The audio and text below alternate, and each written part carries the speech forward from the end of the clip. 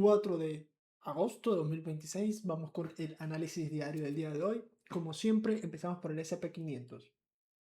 Vale, ¿cómo está el SP500? Bueno, los futuros han dado un reporte bastante positivo, han subido más o menos un 0,20, un 0,30 en lo que vendría siendo los futuros del SP500. Y por otro lado, los del Dow Jones han subido un 0,70, 0,80 más o menos. En ese rango se está moviendo en estos momentos.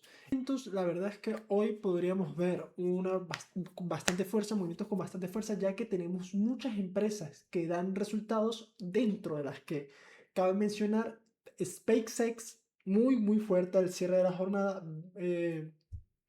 Berkshire Hathaway las ve. AMD, McDonald's, Booking, Pfizer y bueno, hay muchas más. Hoy es un día bastante pesado en cuanto a resultados, pero las más importantes, por lo menos para el SP500, bueno, obviamente SpaceX, AMD, que también es para las tecnológicas, ambas dos, Berkshire, que es más para el SP500, Caterpillar, más enfocada en el SP500, y McDonald's, Booking y Pfizer más enfocadas en el SP500. Las otras, hay muchísimas más, pero bueno, ya me entienden, ¿no? Por el lado del calendario económico, hoy solo tenemos una noticia que vendría siendo las encuestas de los JOLTS de junio. Y a nivel técnico no vemos una posibilidad de retroceso. Así que, bueno, a ver, si hay una muy chiquitita que está aquí la vemos. Si nos vamos a los pivos diarios, el precio está bastante recorrido. Bueno, yo creo que el precio actualmente está en un punto un poco de esos cuando llega a máximos, ¿no? Que no se sabe exactamente qué puede pasar, porque al precio estar tan extendido, estamos básicamente, o creo que está en máximos históricos, o le está pegando el palo. Uf, yo creo que ya está en máximos históricos. Bueno, básicamente la bolsa está muy alcista, estamos en máximos históricos una vez más, entonces aquí ya no se sabe nada. Aquí es simplemente esperar a que el precio de señales. Pero lo que sí es 100% real es que está tomando liquidez. Bueno, está en zona de toma de liquidez, está en zona de resistencias semanales, está en zona de resistencias diarias. eh, no voy a decir que pueda haber un retroceso porque lo más seguro es que no lo haya. Está 100% ligado a los resultados que den las empresas. Si dan buenos resultados, esto seguramente se dispare. Y si no, pues simplemente veremos pequeños retrocesos o lateralización del precio. Eso es lo que yo veo para el día de hoy. Entonces, dependiendo de los resultados, muchos de ellos son, o los más importantes son el cierre del mercado. Entonces, creo que la volatilidad la vamos a encontrar en el cierre y no en la apertura. Hay que estar muy atentos a las 4, sobre las 4 de la tarde, o a las 2 horas de la apertura del mercado, por ahí a las 11 de la mañana, hora americana, cuando salgan las encuestas de los JOLTS, que esto también podría influenciar el movimiento, sobre todo a media sesión o al principio de la sesión, y ver cómo funciona. Pero a nivel técnico yo no veo retrocesos, así que para mí la bolsa hoy es, por lo menos el SP500 es alcista o por lo menos lateral.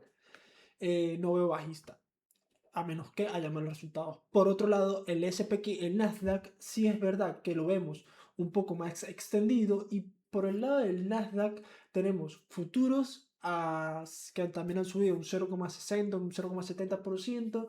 Eh, Podríamos ver que el tema central de hoy es que es todo relevante y directamente o relativo a la IA, que bueno, desde Estados Unidos intentan o ven como un punto de fortaleza toda esta inversión, pero a su mismo tiempo Wall Street Journal dice que esta misma fortaleza es un punto débil, ya que si por algún motivo la IA pierde fuerza, el mercado en general estadounidense va a perder fuerza. Entonces, tomando esa dualidad del mismo resultado, pues vamos a ver cómo funciona. Pero hoy, sin duda alguna, es un día muy importante porque AMD y SpaceX, dos empresas totalmente enfocadas en microchips, IA, todo esto, van a dar resultados y por ende podríamos esperar movimientos muy fuertes. A contraparte de cómo está el SP500, el Nasdaq tiene una zona muy larga de recorrido para volver a sus máximos históricos. Entonces, si vemos a la primera hermana en el movimiento que está haciendo, podríamos ver todavía recorrido en cuanto le puede faltar al Nasdaq para llegar a zonas. Aún así, también estamos viendo que el precio está en zona de resistencias, está tanto resistencias semanales como eh, diarias. Sí es verdad que está un poco más abajo con respecto al SP500, pero está muy muy parecido.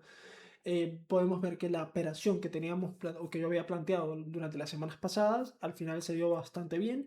Eh, yo la estoy dejando correr, básicamente. Ya lo que me haya dado ya está. Pues simplemente he puesto un stop loss ahí por si cae hasta cierto punto. Pero en líneas generales, ya tengo la ganancia. Me da igual ya lo que haga. Si sigo subiendo, pues mejor. Si sigue cayendo, pues bueno, me reduce la ganancia, pero nada más.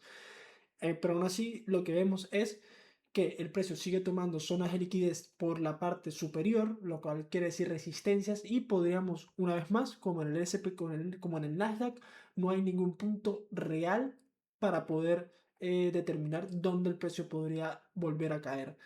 Eso por la parte del Nasdaq, ¿no? Vamos a ver si hay algún punto más interesante que pueda servirnos. De momento vamos a mover esto hacia acá porque esto ya terminó. Esta operación la vamos a borrar porque no creo que se dé por lo menos esta semana.